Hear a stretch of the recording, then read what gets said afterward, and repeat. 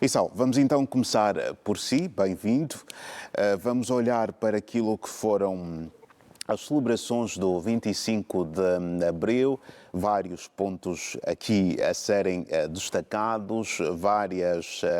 situações marcaram então a celebração deste 25 de Abril em Portugal, mas o discurso do presidente português Marcelo Rebelo de Sousa é de certeza o ponto inicial da nossa análise, onde, entre vários pontos, Marcelo Rebelo de Sousa defende então um pedido de desculpas pela colonização e diz mesmo que Portugal deve assumir uma responsabilidade pela exploração e pela escravatura, melhor, no período colonial. Dorvaldo, sim,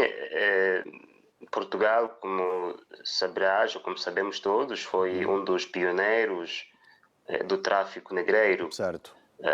E mesmo até dados muito recentes indicam que esse tráfico não terá começado com a chegada de Diogo Cão, que a história nos ensinou que foi em 1482, mas sim, muito antes, isto é, 1444. Há dados que revelam que já neste período havia uma comercialização, não é, dos seres humanos africanos em Algarve, em Lagos, em Algarve. Mas também foi um dos primeiros países a abolir a escravatura, pelo menos para aqueles que se encontrassem em Portugal, isto a partir da segunda metade do século XVIII. Porém, contrariamente aos demais países que eram partes também deste tráfico negreiro, que já no seu tempo pediram desculpas pelos crimes cometidos na altura, como o caso, por exemplo, da França na década de 80, ou do Papa João Paulo II em visita à ilha de Gorée, no Senegal, em 92, ou mesmo até de Tony Blair, do Reino Unido, em 2007, Portugal continua a ser um dos últimos países que tem por pedir desculpas por ter praticado, não é, este ato odiondo contra os africanos na altura. E a razão desta intenção do pedido de desculpas da parte do presidente português é porque existe também uma pressão interna e externa para que Portugal possa finalmente formular um pedido de desculpas por ter participado deste processo negreiro. Se espera que isto aconteça o mais cedo possível. No seu discurso ele diz que Portugal, que ele defende o pedido de desculpas, mas não disse que vai pedir desculpas, porque há também dificuldades internas. Há partidos, há correntes que não são a favor deste pedido de desculpas, porque creem que Portugal, neste processo, estava a cumprir uma missão, como eles chamam de civilização, contra, não é, os povos africanos dos países onde praticou este comércio negreiro, Angola e tantos outros, não é? Enfim, esperemos que isto aconteça, e mais do que isto aconteça da parte de Portugal, também esperemos que nos nossos países haja um movimento cívico que exija, não é, não só o pedido de desculpas, mas também, eventualmente, uma indemnização, não é, pelos danos causados aos países africanos, a Angola, porque dados da economia, dos economistas do desenvolvimento, indicam que uma das razões do subdesenvolvimento do nosso continente é mesmo devido às consequências deste comércio negreiro.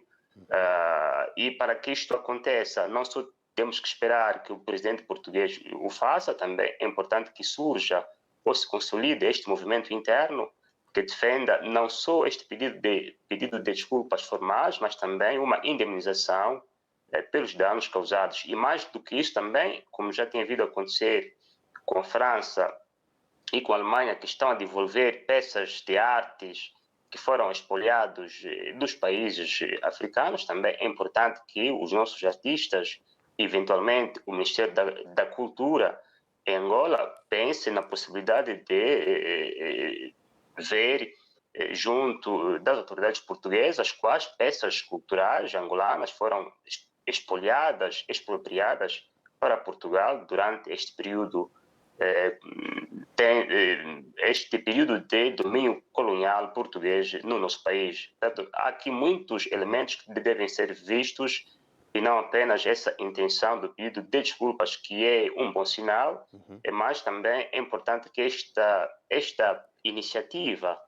também passe da parte dos próprios africanos, que são, afinal de contas, não é, os principais prejudicados neste processo negreiro dos séculos passados. Issao, Joe Biden, apesar de alguns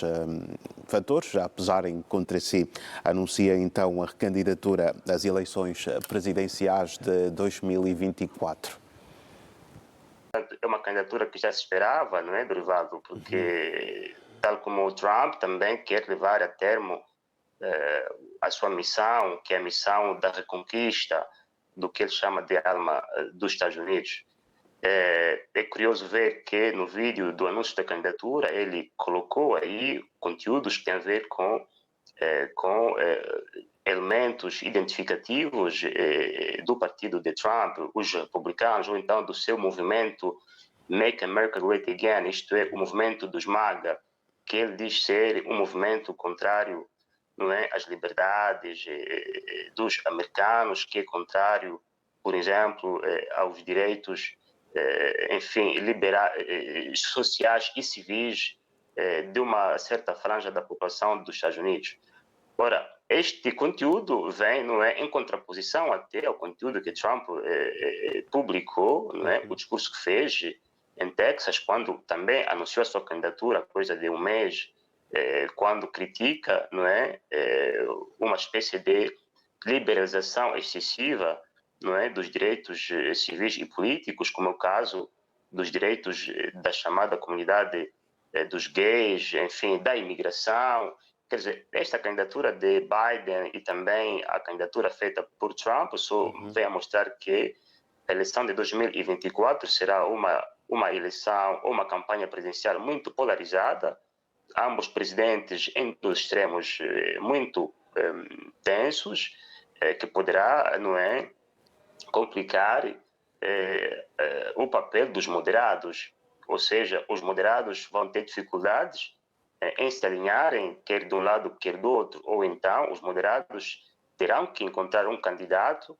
para poder maximizar os votos dos eleitores que não se identificarão nem com a posição extrema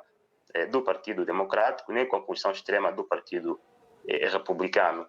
De resto, as sondagens do presidente Biden estão muito baixas nesta altura, não é? Estão em 41%. A segunda mais baixa de sempre, a mais baixa é do chefe de Estado Jimmy Carter, que em 79 não venceu a reeleição,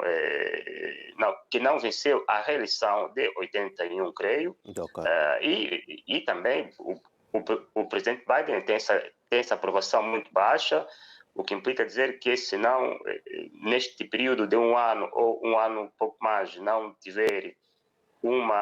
aumento de apreciação, poderá ter dificuldades enormes de bater o presidente Trump. Enfim, é uma candidatura importante também do ponto de vista da política externa em relação a essa problemática da Ucrânia, porque eventualmente se vencerá o presidente Trump, há o apoio incondicional à resistência ucraniana, poderá ter dificuldades, porque já tem vindo a anunciar a sua contrariedade pela maneira como tem vindo a ser guiada este apoio à Ucrânia. Já se o presidente Biden vencer, bem, a Ucrânia poderá seguramente continuar a contar com o apoio dos Estados Unidos nesta sua contraofensiva para a libertação dos territórios ocupados pela Federação Russa. Issao, muito obrigado.